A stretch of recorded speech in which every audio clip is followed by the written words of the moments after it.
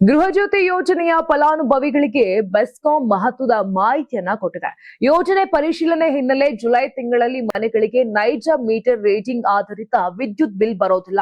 ಬದಲಾಗಿ ಕಳೆದ 3 ತಿಂಗಳ ಸರಾಸರಿ ಬಳಕೆಯ ಆಧಾರದ ಮೇಲೆ ಬಿಲ್ ವಿತರಿಸಲಾಗುತ್ತದೆ ಅಂತ ಬೆಸ್ಕಾಂ ತಿಳಿಸಿದೆ.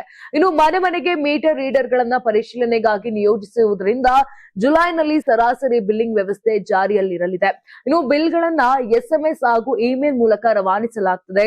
ಆಗಸ್ಟ್ನಿಂದ ಮತ್ತೆ ನೈಜ ಮೀಟರ್ ರೀಡಿಂಗ್ ಆಧಾರಿತ ಬಿಲ್ಲಿಂಗ್ ಆರಂಭವಾಗಲಿದ್ದು, ಸರಾಸರಿ ಬಿಲ್ ಮತ್ತು ನೈಜ ಬಳಕೆಯ ವ್ಯತ್ಯಾಸವನ್ನ ಮುಂದಿನ ಬಿಲ್ಗಳಲ್ಲಿ ಹೊಂದಾಣಿಕೆಯನ್ನ ಮಾಡಲಾಗುತ್ತೆ. ಆದ್ರೆ HT 4HP ಮೇಲ್ಪಟ್ಟ LT, ಸೋಲಾರ್, ರೂಫ್ ಟಾಪ್ ಹಾಗೂ ತಾತ್ಕಾಲಿಕ ಸಂಪರ್ಕಗಳಿಗೆ ಎಂದಿನಂತೆ ನೈಜ ಬಿಲ್ ನೀಡಲಾಗುತ್ತೆ.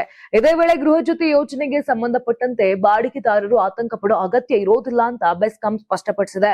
ಮನೆ ಪರಿಶೀಲನೆ ವೇಳೆ ಹಳೆಯ ಬಾಡಿಗೆದಾರರ ಆಧಾರ್ ವಿವರಗಳನ್ನ ತೆಗೆದು ಪ್ರಸ್ತುತ ವಾಸಿಸುತ್ತಿರುವಂತಹ ನಿವಾಸಿಗಳ ಆಧಾರ್ ಮಾಹಿತಿಯನ್ನ ಮಾತ್ರ ನವೀಕರಿಸಲಾಗುತ್ತದೆ.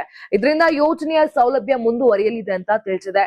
ಇನ್ನು ಗೃಹಲಕ್ಷ್ಮಿ ಹಾಗೂ ಗೃಹಜ್ಯೋತಿ ಯೋಜನೆಗಳ ಪರಿಷ್ಕರಣೆ ಪ್ರಕ್ರಿಯೆ ನಡೆಯುತ್ತಿರುವ ಹಿನ್ನೆಲೆ ಈ ಕ್ರಮ ಕೈಗೊಳ್ಳಲಾಗಿದೆ. ಗ್ರಾಹಕರು ಯಾವುದೇ ಕಚೇರಿಗೆ ಭೇಟಿ ನೀಡುವ ಅಗತ್ಯ ಇರೋದಿಲ್ಲ. ಹೆಚ್ಚಿನ ಮಾಹಿತಿಗಾಗಿ ಬೆಸ್ಕಾಂ ಸಹಾಯವಾಣಿಯನ್ನ ಸಂಪರ್ಕಿಸಬಹುದು ಅಂತ ಅಧಿಕಾರಿಗಳು ತಿಳಿಸಿದ್ದಾರೆ.